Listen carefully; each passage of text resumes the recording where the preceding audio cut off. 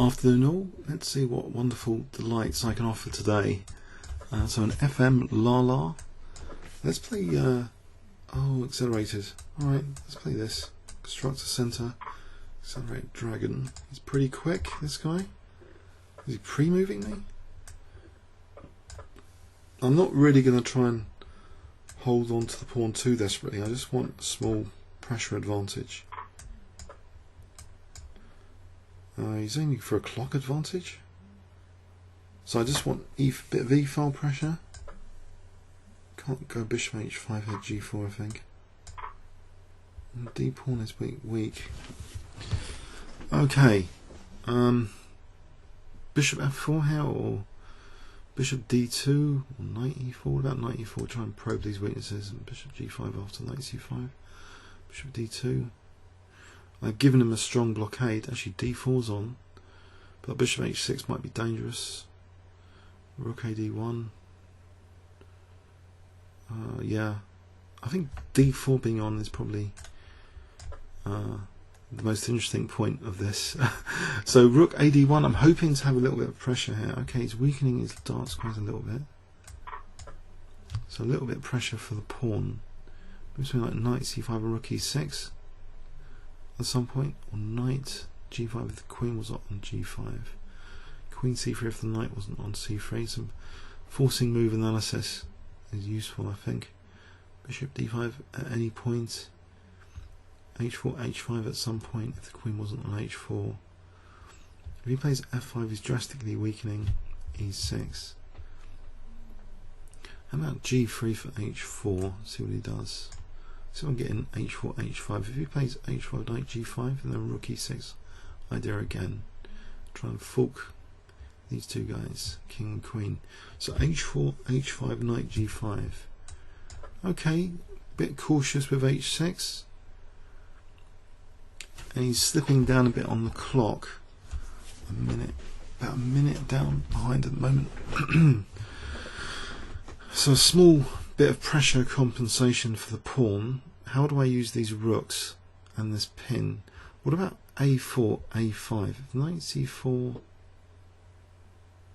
if h5 there's g5, and is that cozy for the king? It looks cozy for the king. Let's try this.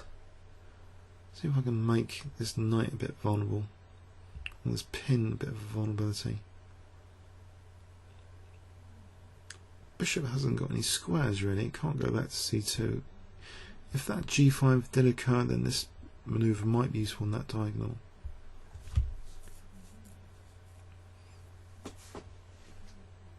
Okay. Whoa! e6 is now a clear target. Okay, let's see if we can target e6. Mind you, e5, e4. I could be regretting this soon. e5, a5, e4, being pushed back, queen g2. Whew, I'm not sure about that. I'm getting a bit squeezed.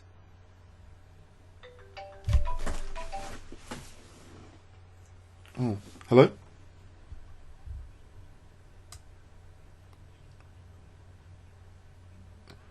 Sorry, can you call back later, please? Sorry. In an hour? Okay, thanks. Cheers. Okay, sorry about that. Okay, let's carry on. Okay, so the knight e5 might be a good idea for him. Centralise. About knight c4 here, just to stop. And also knight d6. I think knight here to stop knight e5, and also have knight d6. Protects the pawn as well. So that looks like an all-round good move. Knight c5, bishop a2. Knight e4,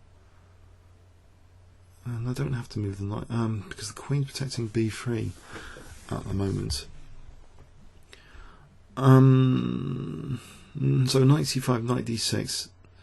So there's a little bit of pressure, uncomfortable pressure for a blitz game, especially because of that pawn sacrifice, kind of weird gambit. But rook d2. Okay, what is black doing here against knight d6? If he plays queen e7, actually there's rook d5 if queen e7. But let's have a look at some outrageous forcing moves here, if they might be useful. So rook d5 clearly is useful on queen e7. Knight d6, he's ignoring it here. Even against knight e4 it's useful to have the option of knight e4. So I'm going to go for knight d6. Okay, so queen b2, bishop d5, then knight takes e8, check, is winning the whole rook. I can leave the rooks. I can do this in queen b3 and I'm threatening rook d5. I think I'll do that. Win the exchange there. Queen b3, threatening rook d5. Also hitting b7. Now if rook e7, okay. I can threaten rook d5 again if I play queen a3. Naughtiness. So I'm on that e7. Cheapo. But, okay, so he's moved away from there. Let me get these pawns up for a sec. If knight c3, rook d2 shouldn't be a problem. He's going to play for f4, of course. Right, queen f3, I'll lose b4. I might just rook f1 for a moment. There's f3. No, I can't allow f3. So I think I'll play this. I'd rather give up the b4 pawn to guarantee some king safety, especially after yesterday's disaster with king safety. I just want to make sure my king's fairly secure here, even if I have to sacrifice back. Getting a big clock advantage here. Okay, shouldn't be mated that easily here with the exchange of queens. He might have some compensation for the exchange. Okay, but takes, there's rook d7. Rook d7, exchange up. Okay, so rook d1 here, knight d5. Rook d6. Rook d6, doesn't that just get the pawn back?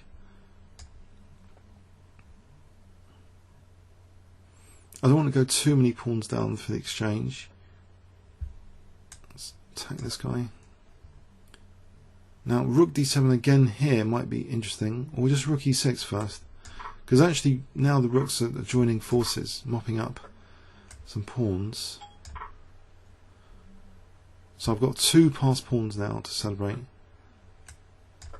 I play rook takes b7, hitting c6 then, with the one on d6.